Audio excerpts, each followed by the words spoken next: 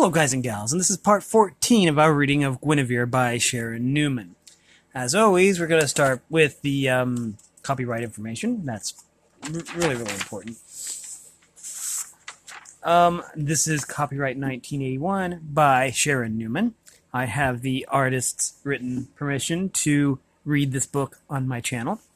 And so yeah, also I do have to say that this book is still for sale, along with the second book in the trilogy, the Chessboard Queen, and the third book of the trilogy, Guinevere Evermore. So make sure you check those out wherever books are sold. Anyways, in our last episode, I believe that it was the last episode where Flora tried to sacrifice Guinevere to Epona, the goddess Epona. And basically the unicorn intervened, and Flora ended up stabbing herself in the heart. And so her parents kind of freaked out, and now she is living in a rather drafty tower that is along the Saxon Watch coast. And she's getting ready to see her unicorn again, apparently. So we're going to go and find out about that. Anyways, I forget where we left off because it was a week ago since I recorded one of these, but we're going to find out. Let's see if any of this sounds familiar.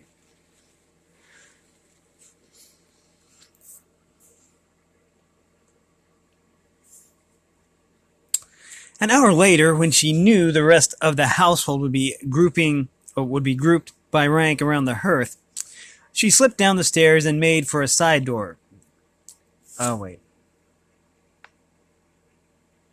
Wait. Let's go back just a little bit further, just to make sure. I want to make sure I don't miss anything. Finally, as from a great distance, she felt the answer come. "I will be with you tonight. Wait for me." Her muscles relaxed, and she covered the hole in the wall again with the oiled skin nailed above it. An hour later, when she knew the rest of the household would be grouped by rank around the hearth, she slipped down the stairs and made for a side door she knew she could unbolt. She held her breath as she passed across the dark corner of the hall, but no one turned. They were all intent on a new arrival story, something involving a virgin miraculously saved from torture by a monk who turned out to be her lover in disguise. Guinevere had heard many of these stories before and didn't even pause to listen as she hurried outside. The door opened easily, and Guinevere was free. Sure-footed, she ran down the dark path. The beach was empty. She tried to hear the unicorn in her mind, but apart from the constant knowledge of its presence, she felt nothing.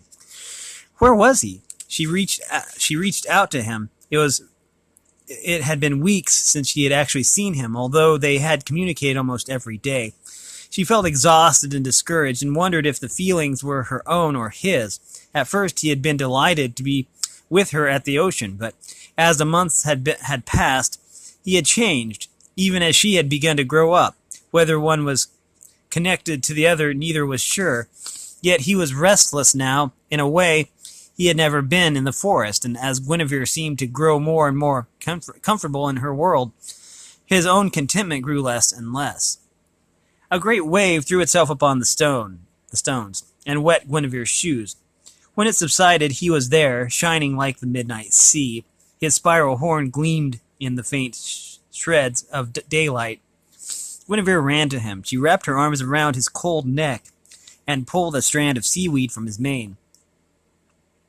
Where have you been for so long?" she reproached him. "Have you found the others?" He shook his head sadly. Droplets fell from his coat to the sand. "They must be there. I feel there are beings like myself, and yet different living out there, just beyond my strength to reach them. I swim out calling to them, but there is no answer." He sank down beside her, betraying his fatigue. Now Guinevere knew it was his emotions that had depressed her earlier. "I wish I understood," he sighed. He sighed. "I wish I knew, even if I ought to understand. Guinevere, my other self, Guinevere, my other self, I fear I have lived too long for one of my kind. We are meant to be born, to sing, and to be killed. That is how it has always been. There are times when I want to beg you to call the hunters and let the cycle continue. She clutched him tightly. I could not do it. It would kill me if they took you from me. You needn't worry, he soothed her. I am unable to take such control of my fate.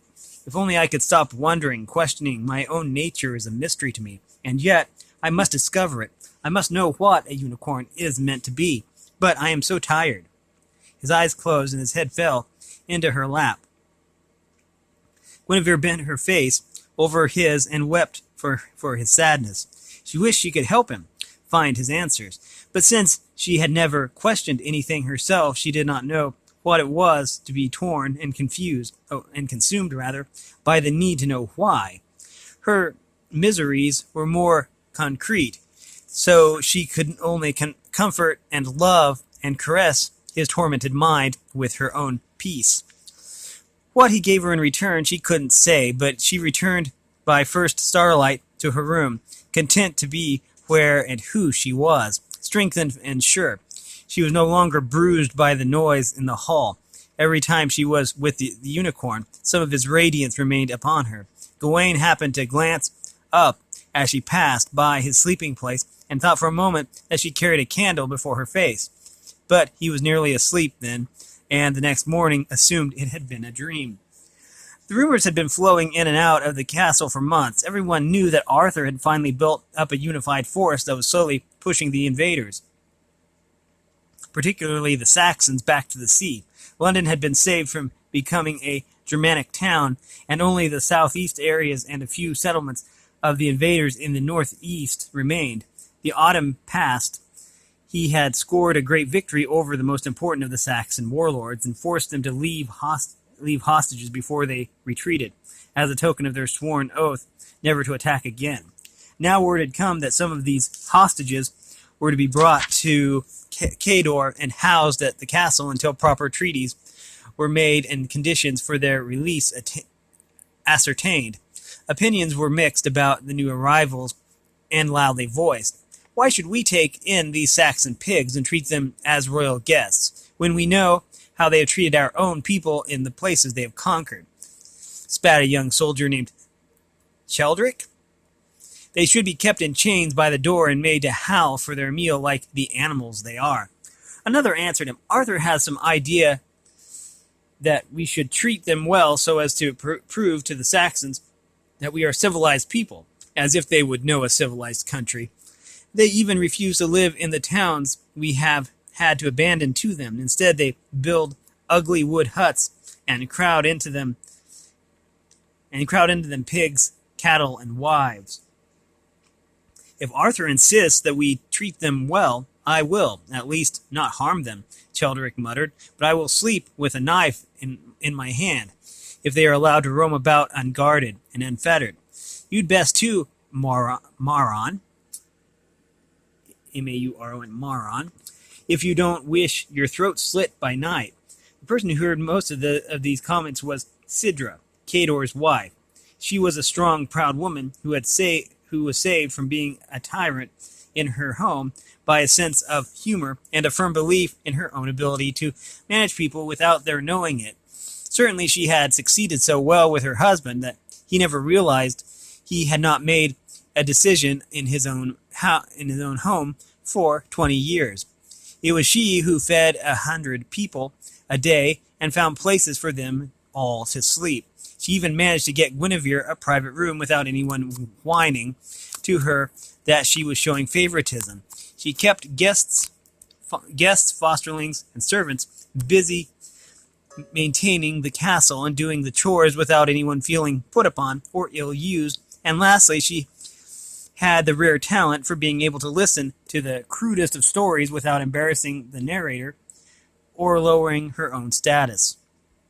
This was crucial in a place that was full of soldiers, where no one could speak above a whisper without being heard by a dozen other people. It was generally understood that she knew everything that went on and kept order, partly through the implied threat of using that knowledge. Sidra was not beautiful. She had dark brown eyes and light brown hair, now almost totally gray. Her face was pleasant but not exciting, and scarred from a childhood case of smallpox. Her marriage had been an arranged one, and had taken her husband several years to realize that was the best thing that had ever been done for him. When it finally dawned on him, he went to her immediately and told her so. He was not a man of action for nothing. Since then, her life had been perfect, suited to her talents and interests. It was almost totally through her good sense that Guinevere had learned to live in her home. One day, soon after the news about the hostages had arrived, Sidra climbed to Guinevere's room. Guinevere's cold was almost gone now, and she was dressed and ready and reading a new codex by lamplight. She smiled when Sidra called from the top step. You never need to ask to enter, foster mother. Please come and sit beside me. Look, this copy of the Gospels has come all the way from Antioch. Each page is illuminated. Look here. They have even used gold leaf in the pictures. The priest lent it to me to read before he takes it to the copyist. Thank you, dear. I haven't time now to look at it. I want to ask a favor of you. I'm not sure you will like it, but I want you to hear me through. It doesn't seem fair to ask it of you with your brothers and all, but I really don't know what else to do with the poor child. She paused and glanced at Guinevere. Was she listening? Yes, her attention was caught. Sidra continued. You've heard that Arthur is sending some of his hostages to live with us. Guinevere nodded, a faint expression of distaste crossed her face. Yes, I know. Many people think we shouldn't house them at all, but remember, those aren't common soldiers, but the children of their kings. They have no more to do with battles and killing than you do. I wish Arthur would bring them himself, but this message says that he can't possibly come here before spring, and he wants them safely here at once. So he's sending them with Merlin. Thank the Lord, there are only two of them. She stopped again, apparently lost in her planning. Guinevere nudged her. What is it you want from me? She asked. It's this way, my dear. I just don't know where to put them. One, I think I'll put on the wall side of Gawain. He'll be out of the way there, but the other, I just don't know.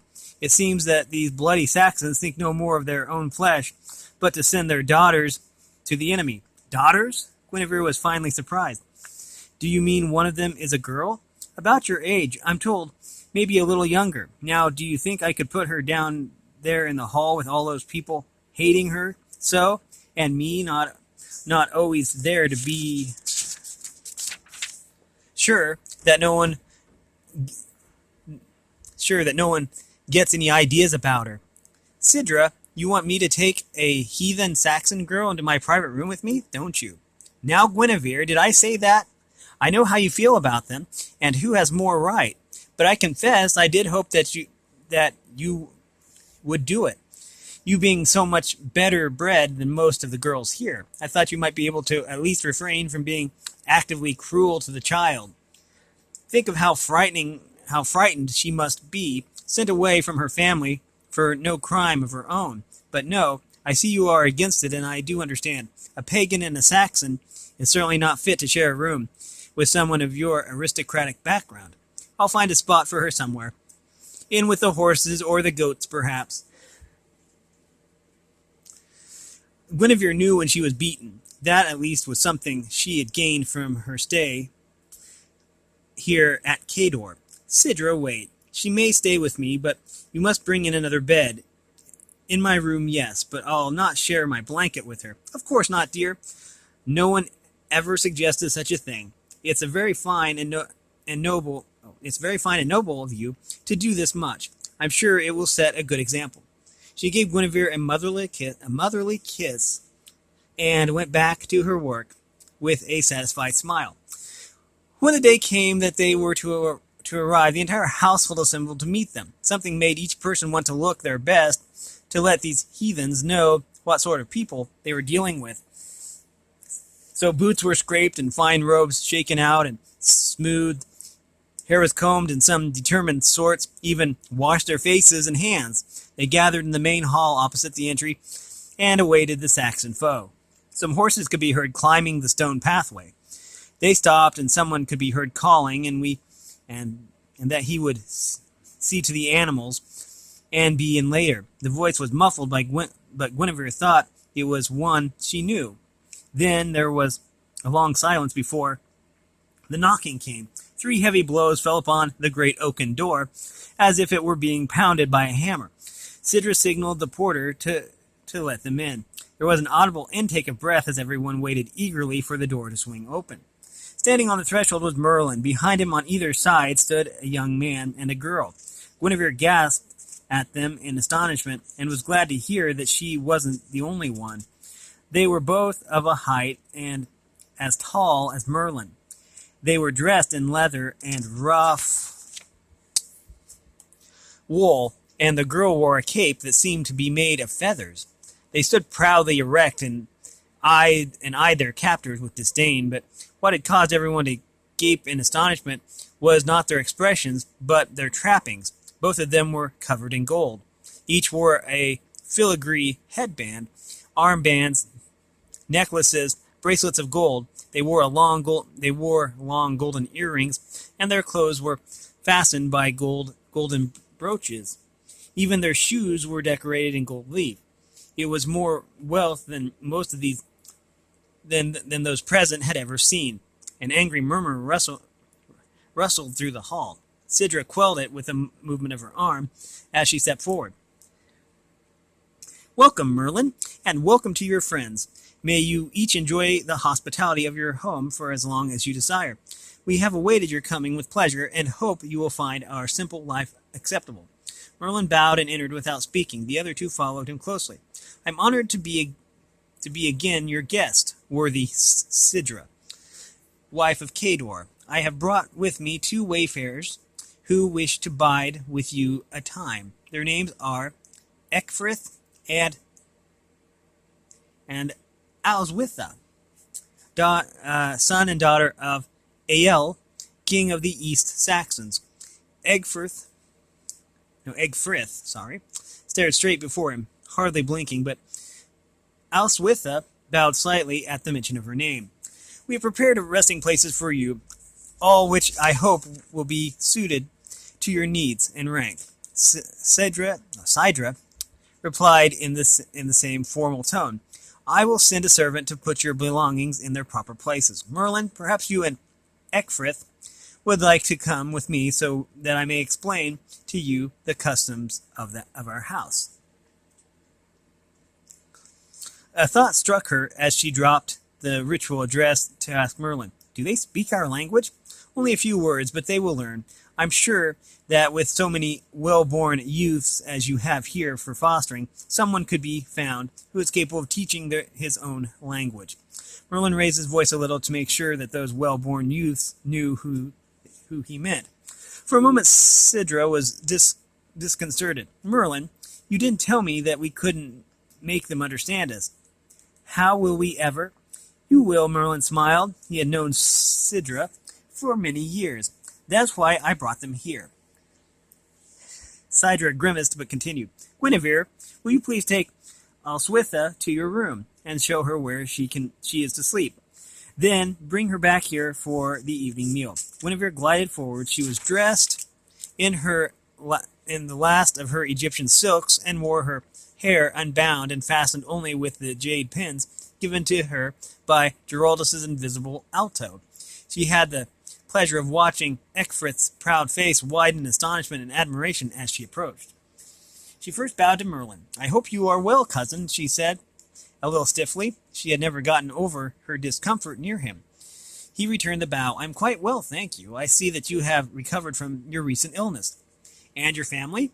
I have not seen them for some time." "They are in excellent health when I last heard from them, and enjoying a mild winter." With mutual relief, they ended the meaningless exchange that manners demanded.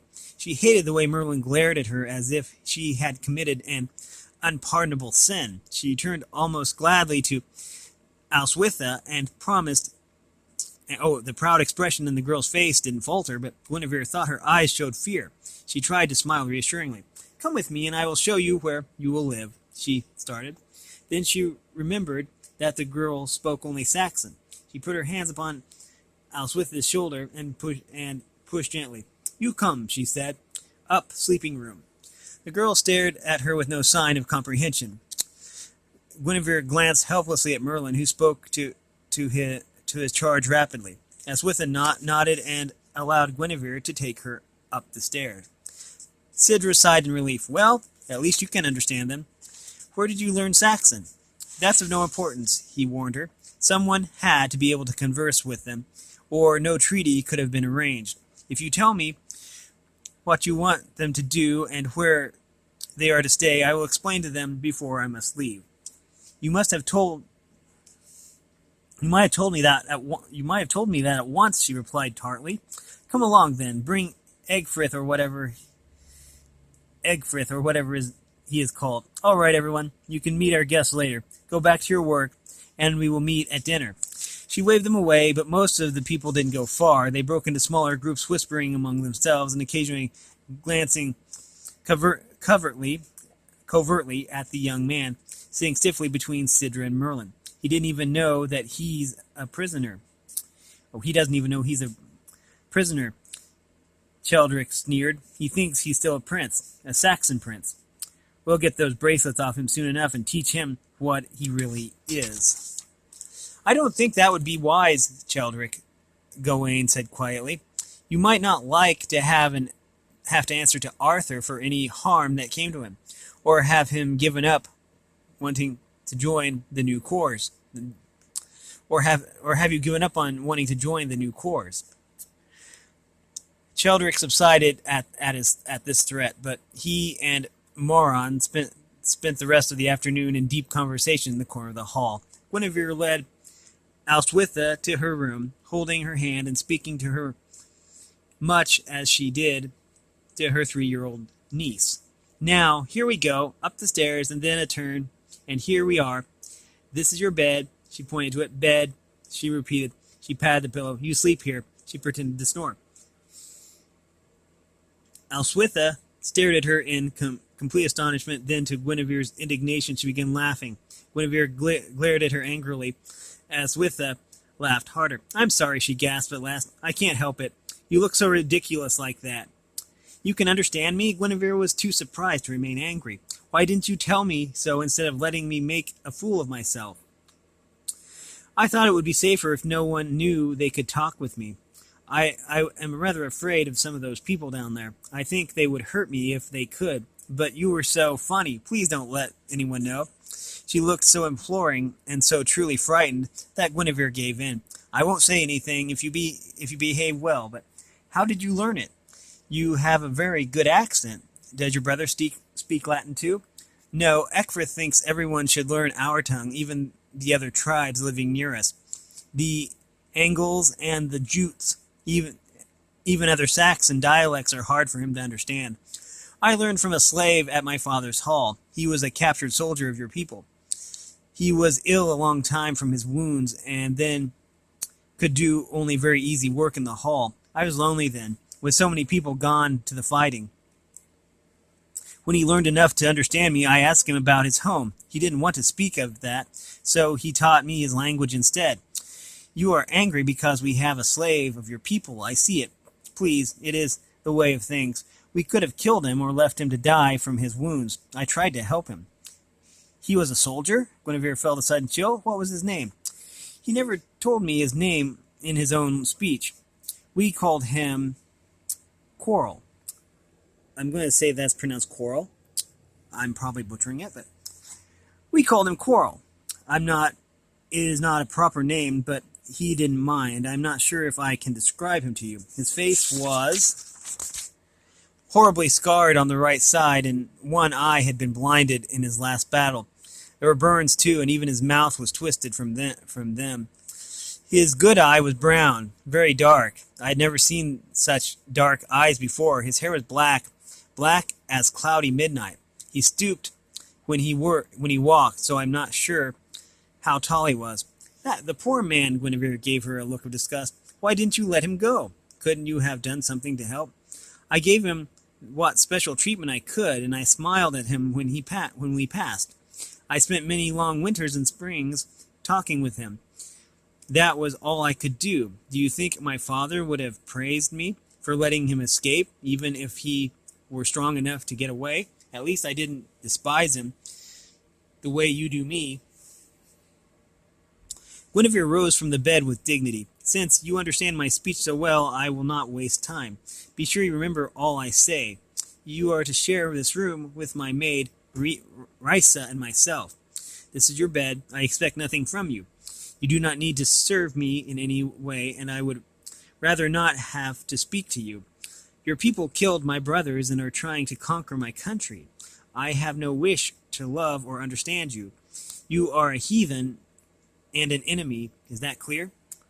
The hopeful look in Alswitha's eyes died, to be replaced by a cold pride as great as Guinevere's own. "I understand perfectly. My brothers and cousin too have died, but I will tell you that I am not an invader. I was born on this island, on the land given my grandfather by your king Vortigern.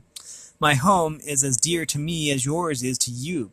I feel nothing but contempt for your army if it is not strong enough to protect itself. You are not what I expected from what Coral told me, and I wish to have nothing to do with you either." She sat down fiercely on the bed. Guinevere crossed the room and sat on hers. They each gazed resolutely at opposite walls. They might have stayed that way forever if they hadn't heard someone coming up the stairs. "My love, is it like the summer dawn?" a voice caroled. No, you don't come in until the next line. "Do you want to learn this song or not?" Both girls smiled and rushed for the entrance just as Giraldus entered. "Guinevere," he grinned as he hugged her. "It's been too long since I have seen you. You have almost grown up, and quite nicely too, I must say. How are you and Witha doing?" I was very glad to know that she was being sent here, where you could get to know her and look after her. He stopped when he saw their faces. "Oh, I see. You haven't started very well, I gather. Well, you really haven't had much time to get to know each other yet. It is odd. I somehow thought you would like each other." He didn't know how to go on from there. Guinevere and Alswitha both stood in front of him, looking stubborn and a little ashamed, but neither of them made any attempt to answer him. Suddenly, the alto with the black hair peeked at them from behind Giraldus' shoulder. She nibbled at his ear a second, and just then appeared to notice them.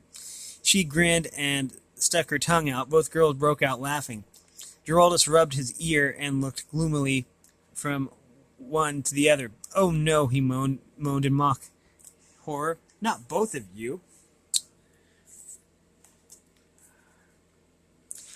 Chapter 12. Giraldus thought they looked like twilight and dawn. Alswitha's straight silver hair and pale as snow complexion oddly complemented Guinevere's rich golden tresses and tan cheeks. He was correct, too, in supposing that they could grow to be friends. Warily at first, and never with complete trust, the two girls developed a relationship that was as close to friendship as either had ever come with a girl of her own age. Guinevere had occupied her early years with her unicorn and had needed no one else. Alswitha was the only daughter of a warrior king and was not allowed much acquaintance with other girls. Her home was filled with swords and spears and leather caked with sea salt.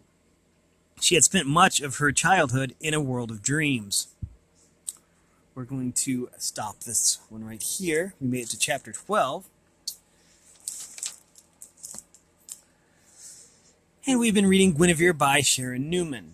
Again, this book is still for sale, as is the Chessboard Queen, the second book in this trilogy, and Guinevere Evermore, the final book in the trilogy.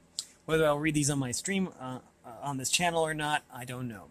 Anyways, if you like this content, make sure you like and subscribe, ring the bell so you know when I upload, and if you'll support me in any way, all that information will be in the description below. As always, thanks for watching, everyone. Have a great day.